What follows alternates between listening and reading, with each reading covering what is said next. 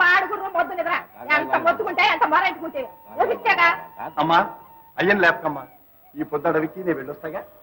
వెళ్ళరా నాయన ఇక చేసేదే ఉంది కర్మ.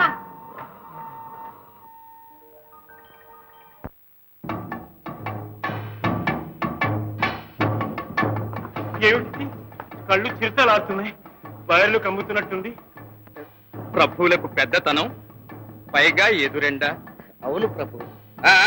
ముందుకు సాగండి.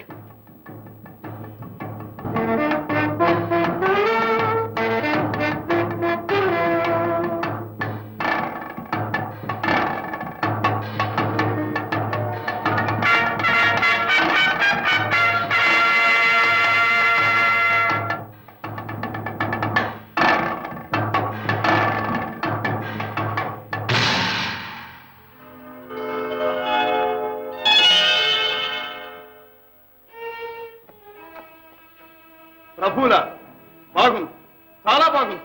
ఇదేనా మీ ధర్మం? ఇదేనా మీ న్యాయం? పాలనలో పేదవాళ్ల నోళ్లు కొట్టడం, అడవిలో నోరు లేని జీవాలను కొట్టడం. రాచరికపు తలవాటు ఎక్కడికి పోతుంది?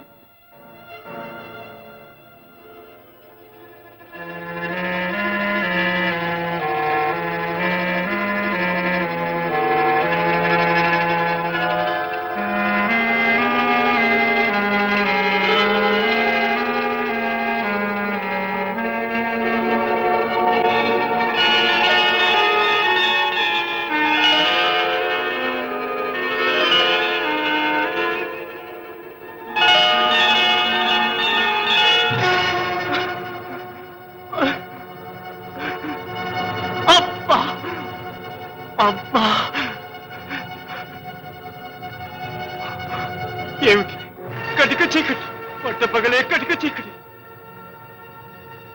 మహారాజు గారి కంటి చూపు పోయిందా? వీణ్ణి బంధించండి.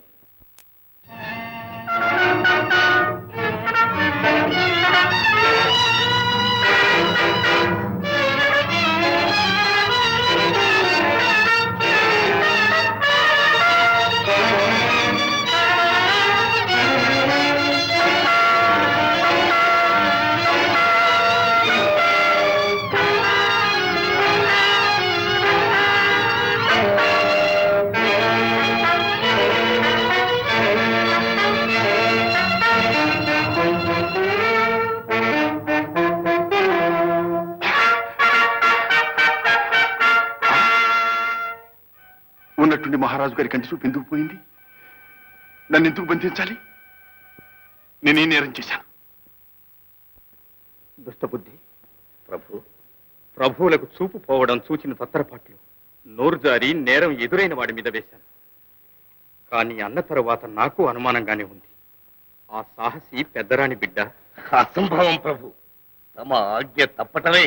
నాటి భటులు ఇంకా బ్రతికే ఉన్నారు ప్రభు. మా ఎదుటకు రప్పించు. చిత్తం.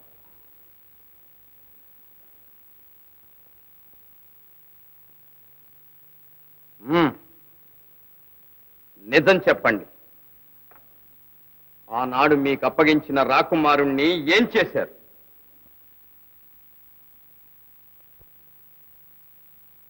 గుట్టు దాచడం ప్రాణరక్షణకు మార్గం కాదు. గురుతులు చూటో త్వరలే చిత్తగించారు. అంతేనా? అయ్యో బాబోయ్, పసిపుట్టు ప్రాణం తీయలేక ఈ దాపునే వదిలేసావు.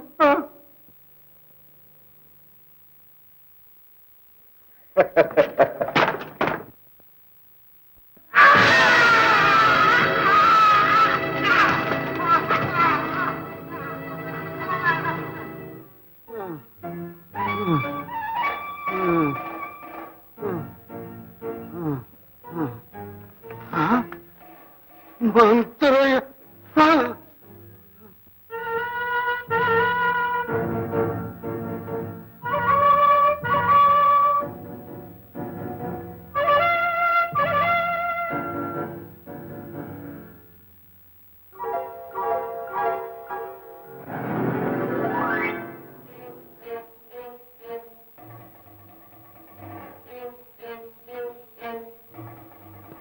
సందేహం లేదు ప్రభు. ఆ సాహసి దేవి వారి బిడ్డడే.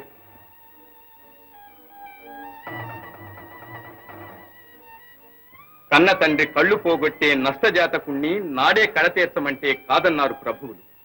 అప్పగించిన భటులు ఈ కోనలోనే వదిలి వచ్చామన్నారు. ఇంతకంటే రుజువేం కావాలి? అంధత్వం నొసట వ్రాసి ఉంటే అమాయకుడైన బిడ్డడేం చేస్తాడు?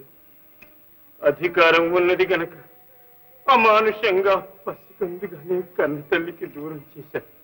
కఠినాత్ముడు, ఇంత సాహసి స్ఫురద్రూపి నా బిడ్డ కావాలే కాని ఈ కళ్ళే కాదు, ప్రాణమైపోతేనే పేరు నిలిపే కొడుకే నాకు దక్కేవాడు.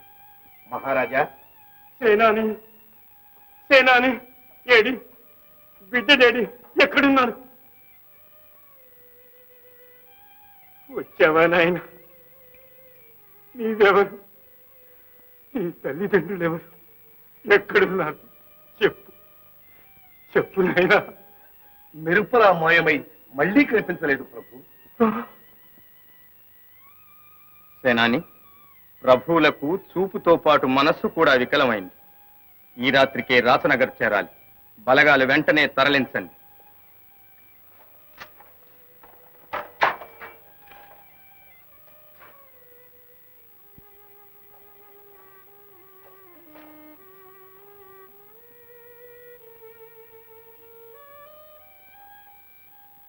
వినోదానికని వస్తే విపరీతాలు ఎదురైనాయి ప్రభు. అంతా విధి విలాసం.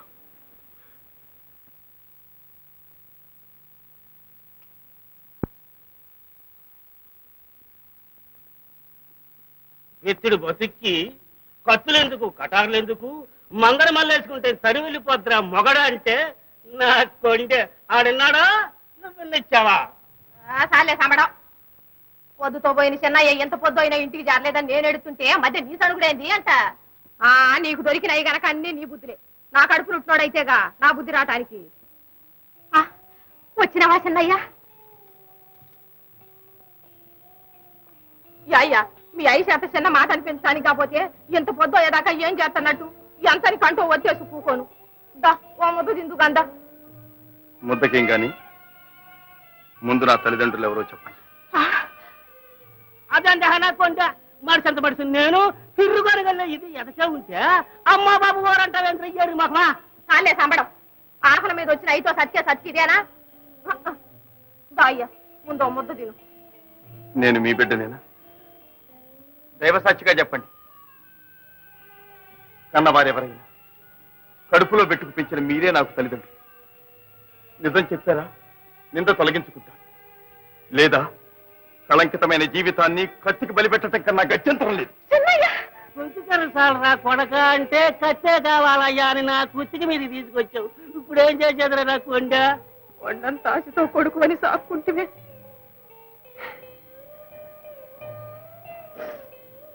మా కడుపును చిచ్చెడతావా చిన్నయ్య?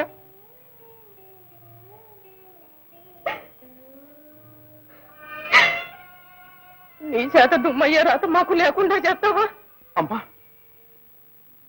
ఎవరి బిడ్డనైనా మీ ప్రేమ పంచుకు పెరిగాను. మీ రుణం తీర్చుకోలేను. మిమ్మల్ని వదిలిపోను.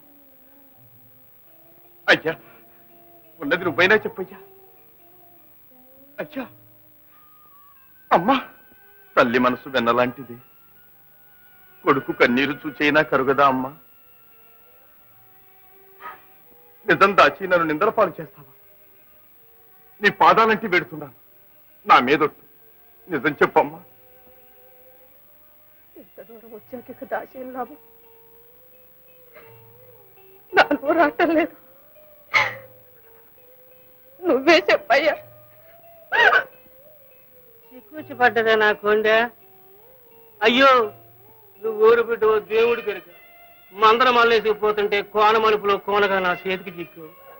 బిడ్డలు నేను అమ్మి కొండంత ఆశతో కొడుగ్గా నేను సాక్కున్నా. నువ్వు వచ్చిన పూట గదిలేని గొల్లుని మందకే కావంతులయ్యా అంతే నాకు తెలిసింది. అంటే చిన్నయ్య, మెతుకు ముట్టకుండా పోతే నన్ను చంపుకు తిన్నట్టే. అమ్మా, అంత మాట అనకమ్మా. అంత నీచలవేనమ్మా. నీ చేతి ముద్దే నాకు చేవ.